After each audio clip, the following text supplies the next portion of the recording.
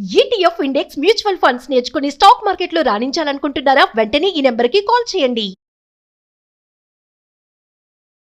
Hi viewers, India's largest digital media network Suman టీవీకి స్వాగతం. ప్రస్తుతం మనతో ఉన్నారు motivational speaker and advocate Ushasri. నమస్తే ఉషా. నమస్తే రాధా. సో ఉషా, పిల్లలకి ఏ అవసరాలు కావాలన్నా అది తల్లిదండ్రులు మాత్రమే తీర్చగలరు. మనం పుట్టినప్పటి నుంచి వాళ్ళకి ఏం కావాలో వాళ్ళు చెప్పకముందే ఆకలి కానీ, నిద్ర కానీ, బట్టలు కానీ ఏవైనా ఇస్తూ ఉంటాం. అదంతా ఒకెత్తైతే ఒక 13 ఏళ్ళు వచ్చాయి అంటే వాళ్ళు అప్పటికప్పుడే టీనేజ్లో స్టార్ట్ అయ్యే ఏజ్. 13 ఏళ్ళు దాటిన పిల్లలకి, అది అమ్మాయి కానీ అబ్బాయి కానీ, పేరెంట్స్ ఎలాంటి నీడ్స్ వాళ్ళకి ఇవ్వాలి అంటాం. మామూలుగా అంటారు కదా, ఇంట్లో ప్రేమ దొరకకపోతే బయట వాళ్ళ కోసం పడతారు అని. ఇప్పుడు జనరేషన్ అది దాటిపోయింది, అది మన జనరేషన్ రాదా. ఎందుకు మొన్న కూడా విన్నా, ఒక అమ్మాయి అదే ఇలాగే చెప్తుంది, మా ఇంట్లో ఎవరు పట్టించుకునే వాళ్ళు లేరు, ఎవరు ఉండరు ఇంట్లో, కనీసం ఏంటి అని అడగరు. సో ఆ టైంలో ఎవరో ఒకరు ఎమోషనల్ గా ఉంటే 9th క్లాస్ అమ్మాయి. అది ఓకే, నేను కాదనట్లేదు. ఇంట్లో బాగా చూసుకొని ప్రేమించి ప్యాంపర్ చేసి కావాల్సినన్ని కొనించే పిల్లలు కూడా నేను, బికాస్ ఖచ్చితంగా they are getting into drugs and there ఏం పోయే కాలం. ప్రేమిచ్చి అన్ని ఇచ్చి డబ్బులు ఇచ్చి అన్ని ఇచ్చినా సరే. సో 13+ లో అంటే ఇప్పుడు జెన్జీస్ కి వచ్చేసాం మనం. పేరెంటింగ్ లో అంటే దేర్ ఆర్ లైక్, నువ్వు అడిగావు 3-4 థింగ్స్. మోస్ట్ ఇంపార్టెంట్ థింగ్ ఏంటంటే too much of freedom, too much of అర్థం చేసుకోవడం.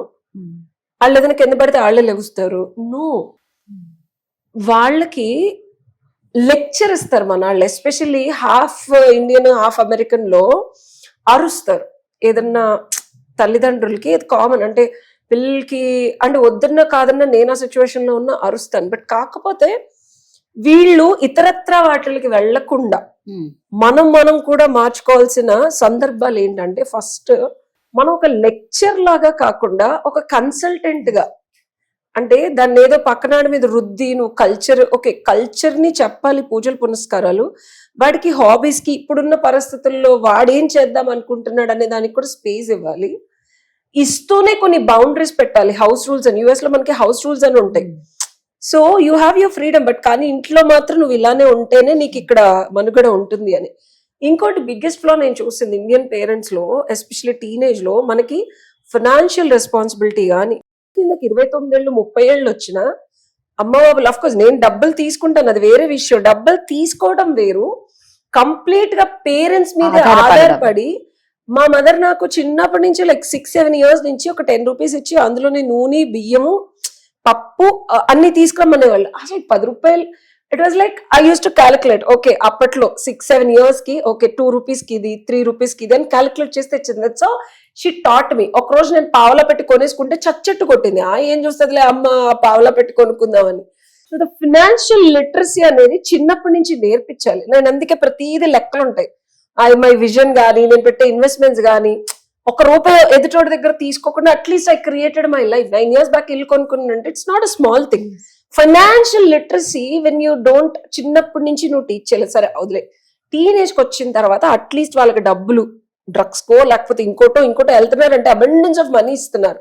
రెస్పాన్సిబిలిటీగా క్రియేట్ చేయట్లా. ఇంట్లో ఉండే ఎన్వైరన్మెంట్, ప్రేమ, ఇవన్నీ ఒక ఎత్తు అయితే, ఎప్పుడైతే నువ్వు టీనేజ్ పిల్లాడికి వెన్ యూ ఎడ్యుకేట్ ఫైనాన్షియల్ గా లిటరసీ, వాడు ఈ పని చేస్తే ఈ డబ్బులు వస్తాయి అనో, లేకపోతే నీకు ఈ టాలెంట్ లేదురా బై, నువ్వు ఈ టాలెంట్ పెంచుకుంటే ఈ ఎబిలిటీతో నువ్వు ఈ పని చేస్తే నీకు డబ్బులు వస్తాయి అని బయటే కాదు ఇంట్లోనే నేర్పించండి. మీరు ఇంట్లో వాడికి బేసిక్ సరుకులు కొనటమో లేకపోతే గ్రాసరీస్, ఊరికే మీరు బయటకు వెళ్తే స్విగ్గీలో ₹250, ₹550, ₹1000 పెట్టి ఆర్డర్లు పెట్టుకోవడం నేర్పించక్కర్లా.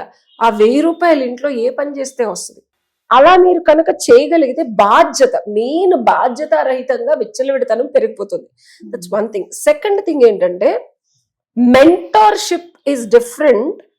అంటే పేరెంట్స్ కొంచెం ఎదిగారు అంటే మరీ రుద్దకుండా మెంటార్ చేయడానికి, బట్ కన్సల్టెంట్ గా ఉండండి మీ కిడ్స్ కి. బికాస్ వాళ్ళ గ్రోత్, చాలా మంది ఏంటంటే ట్రెడిషన్స్ ఇవి, రూల్స్ ఇవి అని రుద్దుతున్నారు. అవును, ఓకే, రుద్దటంలో ఏమవుతుందంటే వాళ్ళు ఏమనుకున్నారు, మాకు చాలా ఎక్కువ తెలుసు, మా గ్రోత్ కి వీళ్ళు హిండర్ అవుతున్నారు, మమ్మల్ని అర్థం చేసుకోలేదు, మమ్మల్ని ఎక్స్ప్లోర్ అవ్వనివ్వట్లేదు అని. సో డెఫినెట్ గా బాధ్యతగా వాళ్ళకి ఒక మంచి ఫ్యూచర్, ఎంబీబీఎస్, బీటెక్ లేకపోతే what ever, but as a person గా చాలా మంది మనకు కూడా స్పోర్ట్స్కి వెళ్తున్నారు. ఈ మధ్య పిల్లల్ని చిన్నప్పటి నుంచి నేర్పిస్తున్నారు, సంగీతంలోనూ చాలా రాణిస్తున్నారు. So it's not easy. నీ బిడ్డకి వాడి లోపల ఇన్హెరెంట్ టాలెంట్ ఏంటి అనేది ఆ టీనేజ్ నుంచి స్ప్రౌట్ అవుతుంది. ఆ బీజాలు కొంచెం కొంచెం స్ప్రౌట్ అయ్యి మొక్కలయ్యే ఏజ్ అన్నమాట. అప్పుడు మనం నర్చర్ చేయాలి. కన్సల్టెంట్ అని నేను ఎందుకన్నానంటే అందరూ జాబులు చేస్తున్నారు కాబట్టి, కన్సల్టెంట్ అనేవాడు నీ దగ్గరకు వచ్చి క్వశ్చన్ అడిగితే క్లయింట్ ఆ ప్రాజెక్ట్ వరకు నువ్వు వాడిని హ్యాండిల్ చేస్తావు. ఆ తర్వాత నువ్వు ఊరికి విసికించవు, ఇంకేమైనా సర్వీసులు కావాలా, ఇంకేమైనా సర్వీసులు కావాలా అని. So you need to nurture your kid like consultant. వాడికి ఒక ప్రాజెక్ట్ ఇచ్చి దాన్ని నువ్వు కంటిన్యూస్ గా మానిటర్ చేస్తా సపోర్ట్ చేయాలి. ఓకే, అండ్ ట్రెడిషనల్ గాను వాల్యూస్ నేర్పిస్తూ వాళ్ళ ఫ్రెండ్స్, లైక్ బిగ్గెస్ట్ థింగ్, నేను ఇది మాట్లాడచ్చో లేదో నాకు తెలియదు కానీ they need to really talk sensitive things like dating, physical intimacy, having a boyfriend. ఇది చాలా కష్టతరమైన మాట్లాడగలగాలి. అండ్ అమ్మాయిలు especially when it comes to girls, అబ్బాయిలన్నా కొద్దో గొప్ప ఆ ఫ్రెండ్స్ తో ఈ ఫ్రెండ్స్ తో మాట్లాడితే తల్లులు చెవిన పడి తెలుసుకున్న సందర్భాలు ఉన్నాయి, కానీ అమ్మాయిల విషయంలో రాదా నేను చాలా చూస్తున్నాను. అసలు వాళ్ళ శరీరాన్ని కానీ చాలా విచ్చలవిడిగా ఇచ్చేస్తున్నారు and parents don't know about it. And నేను తల్లిలా ఉండాలి, తండ్రిలా ఉండాలని చెప్పను. బికాస్ ఎయిదర్ పీపుల్, ఇద్దరులో ఎవరో ఒకళ్ళు ఆ పొజిషన్ తీసుకోవచ్చు, ఆ అమ్మాయికి ఎవరు క్లోజ్ గా ఉంటే. సో చిన్నప్పటి నుంచి ఒకలాగా ఉంది, ఇప్పుడు ఇంకోళ్ళతో వెళ్ళి మాట్లాడుతుంది అన్నప్పుడు ఫ్రెండ్స్ అనుకోని ఫ్రెండ్ జోన్ చేసి తల్లిదండ్రులు పట్టించుకోకుండా ఉండి వాళ్ళు వెళ్ళి పిల్లలు ప్రెగ్నెంట్ అయిన సందర్భాలు వచ్చేస్తున్నాయి, వస్తున్నాయి, నేను చూస్తున్నాను. I can't tell you certain things.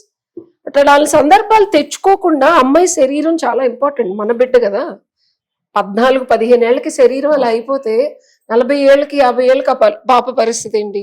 So ఆడపిల్లని కల్లా తల్లిదండ్రులు ఓపెన్ గా, అంటే ఇది మాట్లాడటం కూడా నేర్చుకోవాలి. It's not easy to have that. మన సొంత బిడ్డతో మనం అలాగా మాట్లాడే కల్చర్ లో మనం లేము.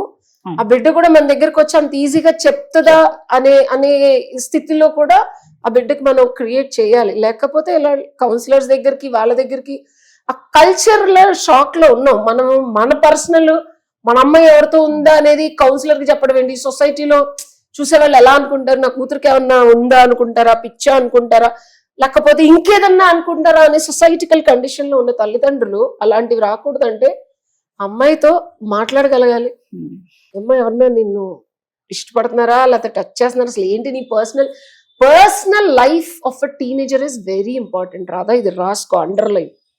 మనం చదువు, ఆటలు, ఫ్రెండ్స్, పార్టీస్ అనుకొని పిచ్చి అపోహలు బతుకుతున్నారు ఈ తల్లిదండ్రులు. నాకు అర్థం కాని విషయం, ఏం అర్థం కావట్లేదు మీకు. నేను ఒక టీనేజర్ ని నేను కౌన్సిల్ చేయడానికి వెళ్ళాను. అబ్బాయి చెప్తున్నాడు, అక్క నీకు తెలుసా ఎన్ని జరుగుతున్నాయని. వాళ్ళ మదర్ ఎంత బాధపడుతున్నారంటే, ఆవిడకి ఒక 20-30 మంది కొలీగ్స్, అరే మా పిల్లాడికి ఆవిడేదో కొంచెం చెప్పింది మీకు కూడా చెప్తారు. మా పిల్లలకి ఎందుకు? వాళ్ళు నేర్చుకుంటారు, కింద పడి నేర్చుకుంటారు. ఎప్పుడు నేర్చుకుంటారు రాదా? నువ్వు ఈ టీనేజ్ లో ఒక శరీరానికి, ఒక సుఖానికి నువ్వు అలవాటు పడిపోతే చదువు మీదకి వెళ్ళట్లేదు వాళ్ళ మనసు. చదువు మీద ఇప్పుడు కాకపోతే తర్వాత అస్సలు వెళ్ళదు. చదువు మీదకి వెళ్ళట్లేదు, ఫిజికల్ ఇంటిమసీ మీదకి వెళ్తుంది. దానివల్ల అపరాధాలు అండ్ వీళ్ళకున్న అవరోధాలు తొలగించేసుకొని వాళ్ళు ఎందుకు బతుకుతున్నారో తెలియకుండా రోజు అదే పని కిందకి వెళ్ళి. సో ఈ situations, these are very very important things. మనం అయితే ఆపలేము, బట్ కానీ కట్టుదిట్టడి కూడా చేసిన తోసుకుని వెళ్ళిపోయే టీనేజర్స్ ఉన్నప్పుడు you need to be somebody who can talk and guide them. మనం చేయగలిగింది వాళ్ళకి గైడెన్సే. ఖచ్చితంగా ఆ గైడెన్స్ మనం కరెక్ట్ గా చేయగలిగితే మచ్చిగా చేసుకోవచ్చు. మన పిల్లలు కదా రాదా, మన కడుపులో పుట్టిన పిల్లలు. మనం ఎంత చక్కగా ఒక చిన్న పిల్లల్ని మచ్చిగా చేసుకున్నట్టు టీనేజ్ లో. అండ్ ఇంకో బిగ్గెస్ట్ థింగ్, అస్సలు గొడవ పడద్దు. అంటే గొడవ అంటే రియాక్ట్ అవుతారు పేరెంట్స్. ఎక్కడ వీళ్ళు ఎస్పెషల్ టీనేజ్ 13 to 16 years మధ్యలో అరుపులు, కేకలు, కొట్టుకోటాలు, కింద పడేటాలు, వాళ్ళ హార్మోన్స్ వాళ్ళు చాలా చేంజ్ అవుతూ ఉంటాయి. అసలు వాళ్ళకి ఏం కావాలో వాళ్ళకే అర్థం కాదు. ముందు ఇరిటేషన్ వస్తూ ఉంటుంది, depression, separation, lot of things happening. అలాంటప్పుడు పేరెంట్స్, నేను చాలా ఇళ్లలో చూసాను, అరవటం, తిట్టడం, కొట్టడం వరకు వెళ్ళటం. వాళ్ళని ఏదో కట్టుదిట్టడి చేయాలి అని చెప్పి రూల్స్ అంటే ఇలా ఉండకూడదు అలా ఉండకూడదు అని చెప్పడం వల్ల గొడవలు పడే పరిస్థితుల్లో వీళ్ళ ఇళ్ల నుంచి వెళ్ళిపోయి ఇంకా ఫ్రెండ్స్ తో ఎక్కువ క్లోజ్ అయ్యి ఆ రోజు పిచ్చి పిచ్చి వేషాలు వేసి ఏడ్చి అలా తిరిగి వచ్చిన సందర్భాలు ఉన్నాయి. So react versus respond. వాడు ఏం నీడ్ ఏంటి, ఎప్పుడైనా టీనేజర్ కి కావాల్సింది యాక్సెప్టెన్స్ ఫ్రమ్ ద ఫ్యామిలీ. వాడి నీడ్ ఏంటో తెలుసుకోవడం, ఆ నీడ్ కి తగ్గట్టు నెసెసిటీకి రెస్పాండ్ అవ్వడం కష్టం. బికాస్ టీనేజర్ తో పాటు మీరు టీనేజ్ తల్లిదండ్రులా ఇవాల్వ్ అవ్వాలి. వాడు ఎంత పెయిన్ గోత్రూ అవుతున్నాడో నీకు తెలిసిన చొప్పున అది ఫార్మేటెడ్ కండిషనింగ్, నువ్వు పెరిగిన పద్ధతిని బట్టి ఇప్పుడు వాటి ట్రీట్ చేస్తే ఉండడు. కాబట్టి యు నీడ్ టు రెస్పాండ్. కష్టం, బస్ కష్ట సాధ్యం. కష్టమైనా మనం కనుక ప్రాక్టీస్ చేసే తల్లిదండ్రులుగా ఎప్పుడైతే నువ్వు వాడు రియాక్ట్ అయినప్పుడు రెస్పాండ్ అవుతాడో వాడు ఆలోచిస్తాడు ఆగి, నా తల్లిదండ్రులు నన్ను అర్థం చేసుకోవడానికి ట్రై చేస్తున్నాడు. So I need to calm down and ask నాకేం కావాలని. సో సావధానంగా మాట్లాడుకుంటే కంక్లూడ్ అయిపోతుంది. టోటల్ గా ఏమర్థమైంది అంటే ఈ నీడ్స్ అన్ని కావాలి అంటే ఫస్ట్ పిల్లలతో టైం స్పెండ్ చేయాలి.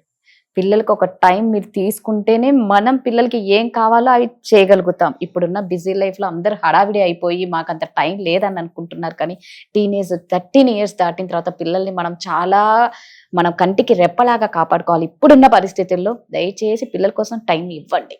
Thank you.